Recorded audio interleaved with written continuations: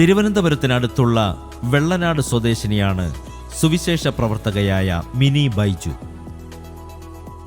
Cancer രോഗബാധയിൽ നിന്ന് വിടുതൽ ലഭിച്ച അത്ഭുതകരമായ സാക്ഷ്യമാണ് മിനിയുടേത്. അതിതീവ്രമായ രോഗാവസ്ഥയിൽ വെന്റിലേറ്ററിന്റെ സഹായത്തോടുകൂടെ ജീവൻ നിലനിർത്തിയപ്പോഴും മിനിയുടെ ഹൃദയത്തിൽ വിശ്വാസത്തോടുകൂടെയുള്ള പ്രാർത്ഥനകൾ മാത്രമായിരുന്നു ഉണ്ടായിരുന്നത്. രോഗസൗഖ്യദായകന്റെ അത്ഭുതകരം ഈ സഹോദരിയുടെ പ്രതിസന്ധികളിൽ വിടുതലായി വെളിപ്പെട്ട അത്ഭുത സാക്ഷ്യമാണ് സാക്ഷ്യകൂടാരത്തിന്റെ ഇന്നത്തെ അധ്യായം.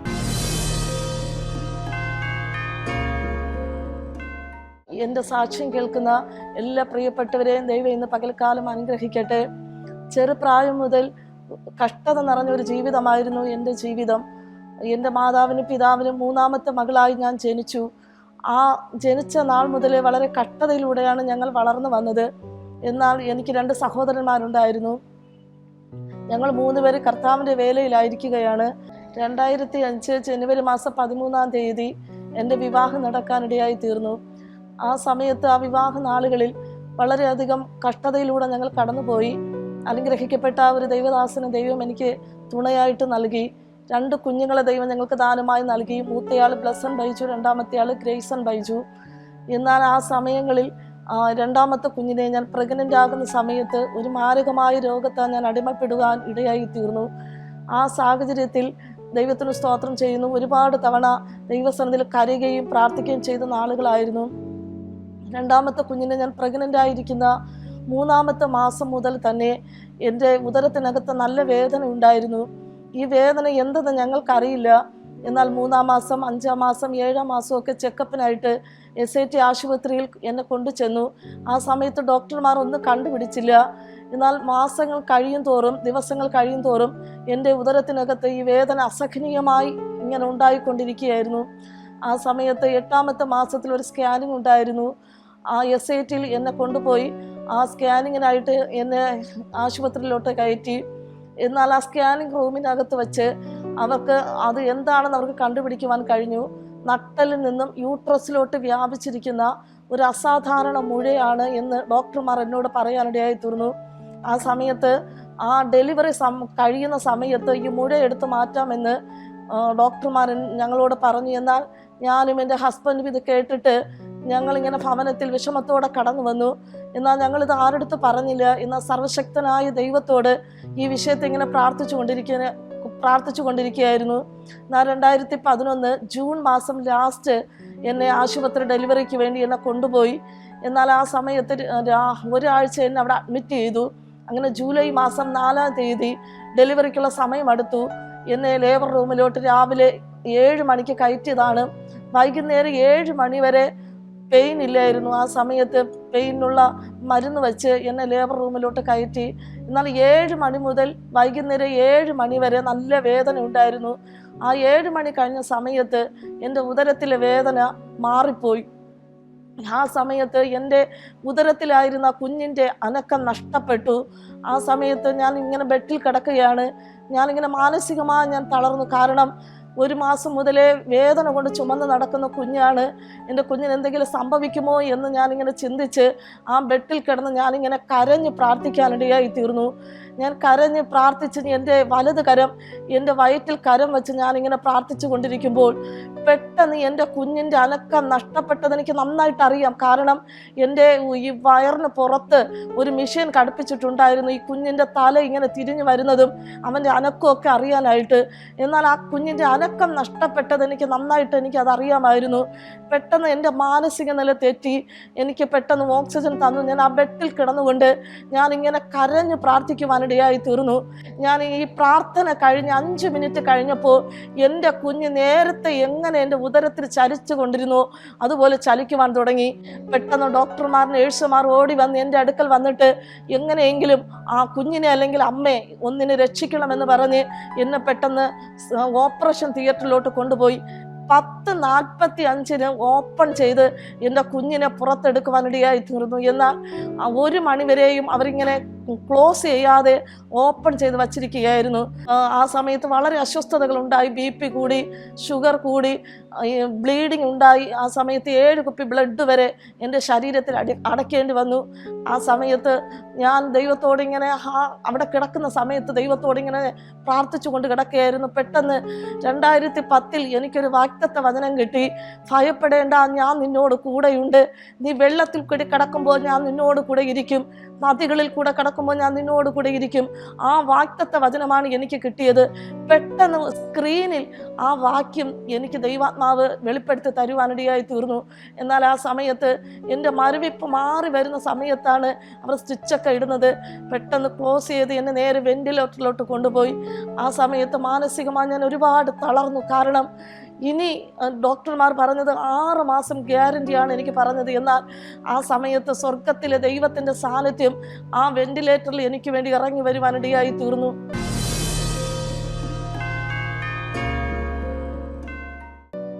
ആ സമയത്ത് ഞാൻ ആ ബെഡിൽ കിടക്കുമ്പോൾ എൻ്റെ വലത് കാലിൽ നീരായി. എനിക്ക് നടക്കുവാനോ ഇരിക്കുവാനോ ചരിഞ്ഞു കിടക്കുവാനോ കഴിയാത്ത വല്ല സാഹചര്യമായിരുന്നു. ആ സമയത്ത് ഡോക്ടർമാർ പരിശോധനയ്ക്ക് കടന്നു വന്നിട്ട് പറഞ്ഞു, ആ നട്ടലിൽ നിന്നും യൂട്രസിലോട്ട് വ്യാപിച്ചിരിക്കുന്ന ഈ മുഴ നീക്കം ചെയ്യാൻ ബുദ്ധിമുട്ടാണ്. അതിനെ പൊട്ടിച്ച് അതിൻ്റെ ബ്ലഡ് എടുത്ത് ടെസ്റ്റിന് കൊടുത്തപ്പോൾ ക്യാൻസർ എന്ന് പറയുന്ന മാരക രോഗമെന്ന് അവർ പറയുവാനിടയായി തീർന്നു. എന്നാൽ ആ സമയത്ത് ഒരു ഭാഗത്ത് ഞങ്ങൾ മാനസികമായി ഞങ്ങൾ തളർന്നു. എങ്കിലും ഞങ്ങൾ ഇത് ആരോടുത്ത് പറഞ്ഞില്ല. ഞങ്ങൾ ഒരു ഉപവാസ പ്രാർത്ഥന ഞങ്ങൾ നടത്തി, ദൈവത്തോട് ഞങ്ങൾ പ്രാർത്ഥിച്ചു. എന്നാൽ ഈ പ്രാർത്ഥനയിൽ സ്വർഗത്തിലെ ദൈവം ആ മുഴയെ കംപ്ലീറ്റ് ആയിട്ട് ദൈവം എടുത്തു മാറ്റുവാനിടയായി തീർന്നു. ദൈവത്തിന് അസാധ്യമായിട്ട് ഒന്നും തന്നെയില്ല. 6 മാസം മാത്രം ഗ്യാരണ്ടി പറഞ്ഞ് എനിക്ക് ഇന്ന് 12 വർഷമായി അനേക ഇടങ്ങളിൽ യേശുവിൻ്റെ സാക്ഷ്യമായി നിൽക്കുവാൻ കർത്താവ് എനിക്ക് കൃപ നൽകുവാനിടയായി തീർന്നു. ഈ കമ്പനിക്ക് ഞങ്ങൾ താമസിക്കുമ്പോൾ തന്നെ ഒരുപാട് വേദനകളും കഷ്ടതകളും ഒറ്റപ്പെടലുകളും ഒക്കെ ജീവിതത്തിനകത്ത് കടന്നു വന്നു. ജീവിതത്തിനകത്ത് ഇനി മുൻപോട്ട് ഇനി എങ്ങനെ പോകുമെന്ന് ചിന്തിച്ച ഒരുപാട് സന്ദർഭങ്ങൾ ഞങ്ങളുടെ ജീവിതത്തിനകത്തുണ്ട്. സാമ്പത്തികമായി ഒരുപാട് ഇടങ്ങളിൽ കൈനീട്ടിയ സമയങ്ങളുണ്ട്. എൻ്റെ മൂത്ത കുഞ്ഞിന് വേണ്ടി 1 ഗ്ലാസ് പാല് വാങ്ങാൻ 1 രൂപയ്ക്ക് വേണ്ടി അനേകയിടത്ത് കൈനീട്ടിയ സന്ദർഭങ്ങളുണ്ട്. ബസ്സിൽ യാത്ര ചെയ്യുമ്പോൾ വണ്ടിക്കൂലിക്ക് പൈസ ഇല്ലാതെ ബസ്സിനകത്തിരുന്ന് മറ്റുള്ളവരോട് എനിക്ക് 1 രൂപ തരുമോ 2 രൂപ തരുമോ എന്ന് ചോദിച്ച സന്ദർഭങ്ങളുണ്ട്. ഒരിക്കൽ കർത്താവിൻ്റെ കരുതൽ എൻ്റെ ജീവിതത്തിനകത്ത് ഒരു അത്ഭുതം നടക്കുവാനിടയായി തീർന്നു. 2010 ഞങ്ങൾ വാടകയ്ക്ക് താമസിക്കുമ്പോൾ അന്ന് ഞങ്ങൾക്ക് വാടക കൊടുക്കാൻ നിവർത്തിയില്ല. 2 മാസത്തെ വാടക പെൻഡിങ് വന്നു. അങ്ങനെ ഞാൻ വളരെ വേദനയോടെ എൻ്റെ വീട്ടിൽ ചെന്ന് ഞാൻ എൻ്റെ അമ്മയോട് പറഞ്ഞു, അമ്മ എനിക്ക് വാടക കൊടുക്കണം, അതിനുള്ള കാശ് തരണമെന്ന് പറഞ്ഞപ്പോൾ അമ്മ പറഞ്ഞു, ഇല്ല മക്കളെ, എനിക്കിപ്പോൾ കാശ് തരാൻ എൻ്റെ കയ്യിലൊന്നുമില്ല. എന്നാൽ ഒരു അത്ഭുതം എന്ന് പറയട്ടെ, സ്വർഗത്തിലെ ദൈവം അന്ന് വൈകുന്നേരം എൻ്റെ അമ്മ സോപ്പ് തേച്ച് കുളിച്ചുകൊണ്ട് നിൽക്കുമ്പോൾ സോപ്പിനകത്ത് ഒരു ഗോൾഡ് അതിനകത്തുണ്ടായിരുന്നു. പെട്ടെന്ന് അതിനെടുത്ത് ഞങ്ങൾ വൈകുന്നേരം കൊണ്ടുപോയി കടയിൽ കൊണ്ട് വിറ്റപ്പോൾ 5000 രൂപയ്ക്ക് ആ സാധനം വിൽക്കാനിടയായി തീർന്നു. അങ്ങനെ 2 മാസത്തെ വാടക കൊടുക്കുവാൻ എൻ്റെ അമ്മ എനിക്ക് പൈസ തരുവാനിടയായി തീർന്നു. സ്വർഗത്തിലെ ദൈവത്തിൻ്റെ കരുതൽ ഒരുപാട് തവണ ഞങ്ങൾ അനുഭവിപ്പാനിടയായി തീർന്നു. ഇന്ന് അനേക ഇടങ്ങളിൽ യേശു എന്നെ വിടുവിച്ച സാക്ഷ്യമായി കടന്നു പോകുവാൻ ദൈവം ഞങ്ങളെ കുടുംബമായി സഹായിച്ചു. ഈ കമ്പനിമുക്ക് ദേശത്ത് ഞങ്ങളായിരിക്കുമ്പോൾ ഒരുപാട് വേദനകൾ, ഒരുപാട് കഷ്ടതകൾ, ഒരുപാട് നിരാശകൾ ജീവിതത്തിനകത്ത് കടന്നു വന്നതാണ്. പക്ഷേ അവിടെയെല്ലാം സ്വർഗത്തിലെ ദൈവത്തിൻ്റെ കരം ഞങ്ങളെ കൂടെ ഇരിപ്പാൻ ഇടയായി തീർന്നു.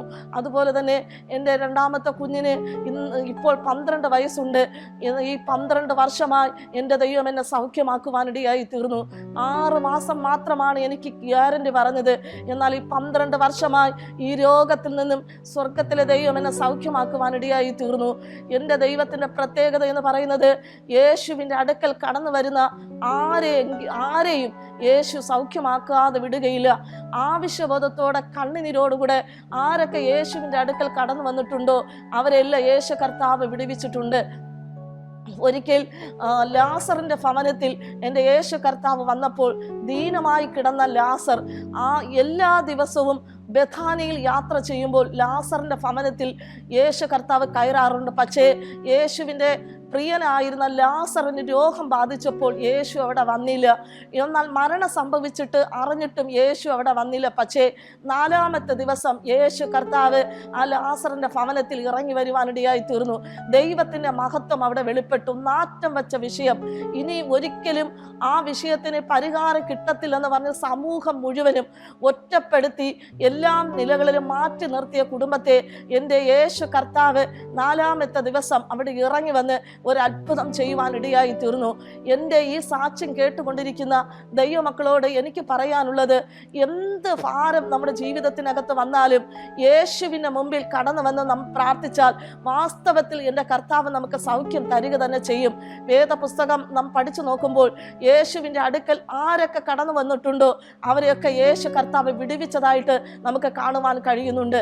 ഇന്ന് എൻ്റെ ഈ സാക്ഷ്യം കേൾക്കുന്ന ഓരോ പ്രിയപ്പെട്ടവരോടും എനിക്ക് പറയാനുള്ളത്, ഒരു പക്ഷേ നിങ്ങളുടെ ജീവിതത്തിനകത്ത് രോഗമല്ലായിരിക്കാം, സാമ്പത്തിക ബുദ്ധിമുട്ടായിരിക്കാം, പുറത്ത് പറയുവാൻ കഴിയാതെയുള്ള വിഷമങ്ങളായിരിക്കാം നിങ്ങളുടെ ജീവിതത്തിനകത്ത്. എന്നാൽ എല്ലാത്തിനും പരിഹാരം തരുന്ന ഒരു ദൈവത്തിൻ്റെ സന്നിധിയിൽ നമ്മൾ നിലവിളിച്ചാൽ, നമ്മൾ പ്രാർത്ഥിച്ചാൽ, യേശുവിൻ്റെ മുമ്പിൽ വന്ന് മുട്ടുമടക്കിയാൽ എൻ്റെ യേശു കർത്താവ് നമ്മെ ആരെ തള്ളിക്കളയത്തില്ല.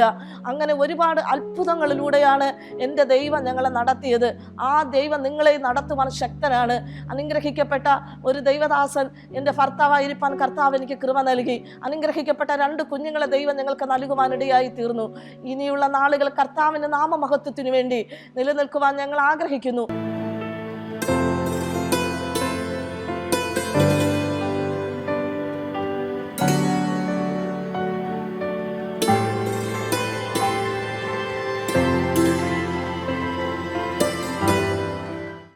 എൻ്റെ പപ്പയും അമ്മയും CSI ബാക്ക്ഗ്രൗണ്ടിലായിരുന്നു.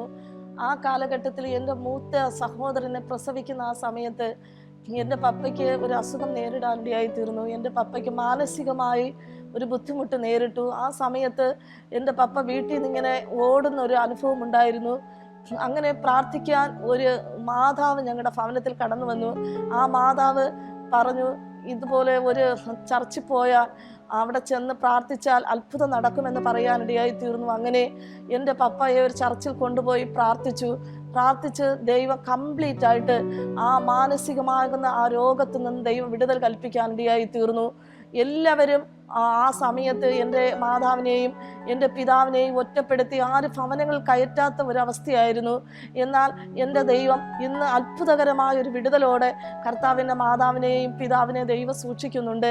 എന്നാൽ കഴിഞ്ഞ ഒരു 3 വർഷത്തിന് മുന്നേ എൻ്റെ മാതാവിന് സ്ട്രോക്ക് വന്ന് ഒരു ഭാഗം മൊത്തം തളർന്ന് ഡോക്ടർമാർ പറഞ്ഞത് 2 വർഷം കഴിഞ്ഞാൽ മാത്രമേ എൻ്റെ മാതാവ് എണീറ്റ് നടക്കുകയുള്ളൂ എന്ന് പറഞ്ഞു. എന്നാൽ കഴിഞ്ഞ 1 മാസം കഴിഞ്ഞപ്പോൾ തന്നെ എൻ്റെ മാതാവ് എണീറ്റ് നടക്കാനിടയായി തീർന്നു.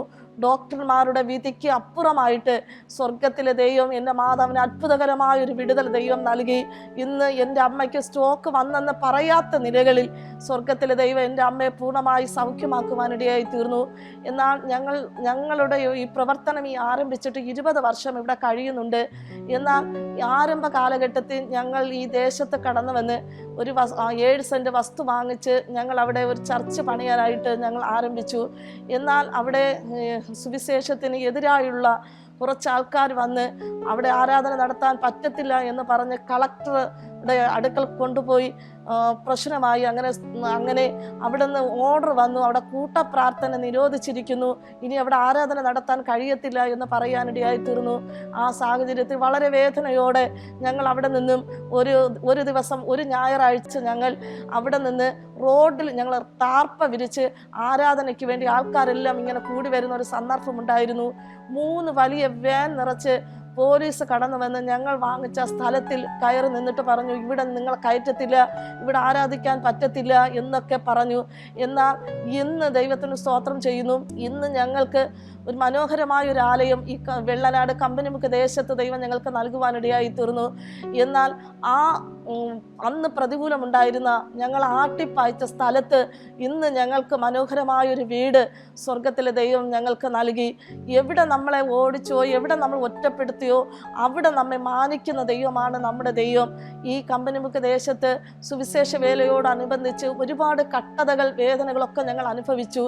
ഒരു സമയത്ത് ഞങ്ങൾ വാടകയ്ക്ക് താമസിക്കുന്ന വീട് രാത്രി ഉറങ്ങിക്കിടക്കുന്ന സമയത്ത് 12 മണിയാകുമ്പോൾ, അന്ന് ഓടിട്ട വീടായിരുന്നു, കിടക്കുന്ന ആ ബെഡിൻ്റെ അടുത്ത് ചെറുതായിട്ട് മണ്ണിങ്ങനെ പൊടിഞ്ഞു വീഴുന്നത് കണ്ടു. പെട്ടെന്ന് ഞങ്ങൾ ചാടി എണീറ്റ് സ്വിച്ചിട്ട് നോക്കിയപ്പോൾ മേൽക്കൂര മുഴുവനും താന്നു വന്നിരിക്കുന്നു. പെട്ടെന്ന് അന്ന് ഞങ്ങൾക്ക് കുഞ്ഞുങ്ങളില്ല, ഞാനും എൻ്റെ ഹസ്ബൻഡും കൂടെ പെട്ടെന്ന് എന്നെ കയ്യിൽ പിടിച്ചുകൊണ്ട് പുറത്തിറങ്ങിയതും ഈ വീട് വന്ന് താഴെ വീഴുവാനിടയായി തീർന്നു.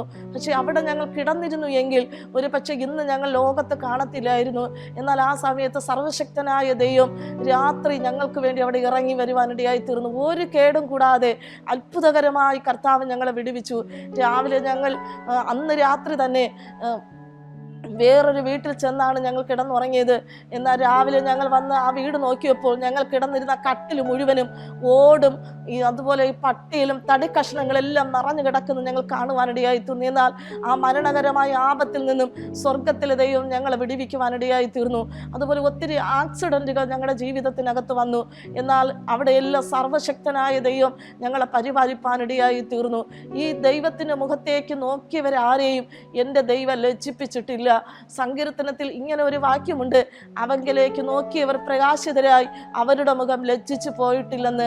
യേശുവിൻ്റെ മുഖത്ത് നോക്കിയവരാരെയും യേശു ഒരിക്കലും ലജ്ജിപ്പിച്ചിട്ടില്ല.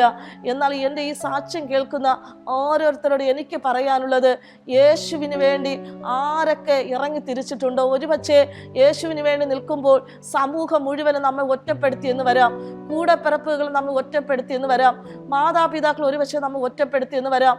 നമ്മൾ ഒറ്റയ്ക്കായി ചിലപ്പോൾ ആകേണ്ട സമയം വരും. അവിടെയും നമുക്ക് വേണ്ടി ഇറങ്ങി വരുന്ന ഒരു ദൈവമാണ് നാം സേവിക്കുന്ന, ജീവിക്കുന്ന ദൈവം. ആ ദൈവത്തിലേക്ക് അടുത്ത് വരുന്നവരെ കർത്താവ് ഒരിക്കലും തള്ളിക്കളയത്തില്ല. യേശുവിൻ്റെ അടുക്കൽ കടന്നു വന്ന ഒരുപാട് വ്യക്തികളെ കർത്താവ് സൗഖ്യമാക്കിയതായിട്ട് നമുക്ക് വേദപുസ്തകത്തിൽ കാണുവാൻ കഴിയുന്നുണ്ട്. അതിനൊരു ഉത്തമ ഉദാഹരണമാണ് ഞങ്ങളുടെ കുടുംബം. ഇന്ന് ഞങ്ങളെ 4 പേരെയും കർത്താവിൻ്റെ കൃപയിൽ ദൈവം ഞങ്ങളെ സൂക്ഷിക്കുന്നുണ്ട്.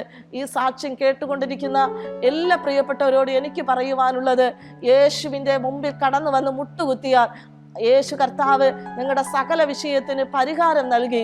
നിങ്ങളുടെ ഏത് വിഷയമായിരുന്നാലും, ഡോക്ടർമാർ കൈവിട്ട വിഷയമായിരിക്കാം, എല്ലാവരാലും ഇനി ഒരിക്കലും ജീവിതത്തിനകത്ത് പരിഹാരം കിട്ടത്തില്ലെന്ന് പറയുന്ന വിഷയമായിരിക്കും. എന്നാൽ യേശുവിൻ്റെ അടുക്കൽ കടന്നു വരുവാൻ തയ്യാറായാൽ യേശു കർത്താവ് നിങ്ങളെ തൊട്ട് സൗഖ്യമാക്കുവാനിടയായി തീരും.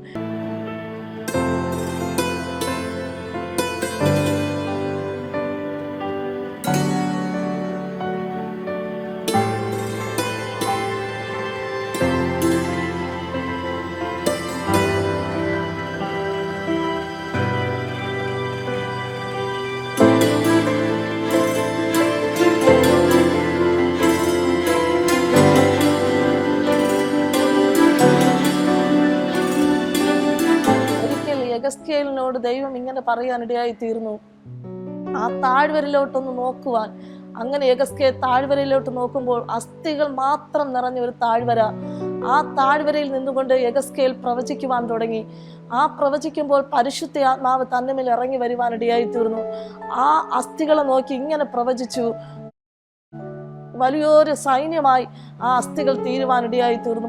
ഞരമ്പ് വച്ച് പിടിപ്പിച്ച്, മാംസം വച്ച് പിടിപ്പിച്ച് വലിയൊരു സൈന്യമാക്കി എൻ്റെ ദൈവം തീർക്കുവാനിടയായി തീർന്നു. അവിടെ നമുക്ക് വിശ്വാസത്തെയാണ് കാണുവാൻ കഴിയുന്നത്.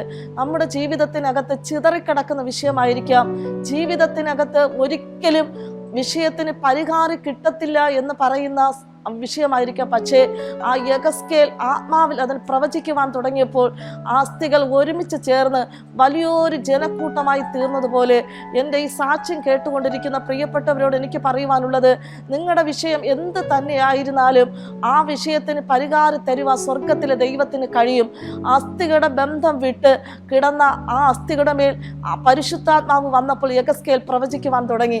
പ്രവചിച്ചപ്പോൾ പരിശുദ്ധാത്മാവ് അതിൽ വ്യാപരിച്ച് അസ്ഥി വച്ച് വെച്ച് മാംസം വെച്ച് ഞരമ്പ് വെച്ച് വലിയൊരു സൈന്യമാക്കി തീർത്തതുപോലെ നിങ്ങളുടെ ജീവിതത്തിനകത്ത് ബന്ധം വിട്ട് ഇനി ഒരിക്കലും കൂടിച്ചേരത്തില്ല എന്ന് പറഞ്ഞ് മാനസികമായി തളർന്ന് ഇനി മുൻപോട്ട് എങ്ങനെ എൻ്റെ ജീവിതം കടന്നു പോകും, ഇങ്ങനെയായി തീർന്നല്ലോ എൻ്റെ ജീവിതം, ഒരുപക്ഷെ കടഭാരമായിരിക്കാം, രോഗമായിരിക്കാം, ചികിത്സിച്ചിട്ട് ഭേദം വരാത്തതായിരിക്കാം, എന്നാൽ ആ യേശുവിൻ്റെ അടുക്കൽ കടന്നു വന്ന് മുട്ടുമടക്കുവാൻ തയ്യാറായാൽ, യേശുവേ എൻ്റെ വിഷയത്തിന് പരിഹാരം തരണമേ എന്ന് പറഞ്ഞ് ഒരു നിമിഷം ദൈവസന്നിധിയിൽ നിലവിളിക്കുവാൻ തയ്യാറായാൽ, യെഹെസ്കേലിന് വേണ്ടി പ്രവർത്തിച്ച സ്വർഗത്തിലെ ദൈവം നമുക്ക് വേണ്ടി അത്ഭുതങ്ങൾ ചെയ്യുവാൻ കഴിയും. എൻ്റെ ഈ സാക്ഷ്യത്തിലൂടെ ഇന്ന് കേട്ടുകൊണ്ടിരിക്കുന്ന ഓരോ മക്കളോടും എനിക്ക് പറയാനുള്ളത്, എൻ്റെ ജീവിതത്തിനകത്ത് 6 മാസം മാത്രമാണ് എനിക്ക് ഗ്യാരണ്ടി പറഞ്ഞത്, എന്നാൽ ഈ 12 വർഷമായി സ്വർഗത്തിലെ ദൈവം എന്നെ സൗഖ്യമാക്കി. നിങ്ങളുടെ വിഷയം എന്ത് തന്നെയായിരുന്നാലും യേശുവിൻ്റെ അടുക്കൽ കൊണ്ടുവന്നാൽ എൻ്റെ കർത്താവ് ആ വിഷയത്തിന് പരിഹാരം നൽകി ദൈവം നമ്മെ സഹായിക്കുമെന്ന് പറയുന്നു.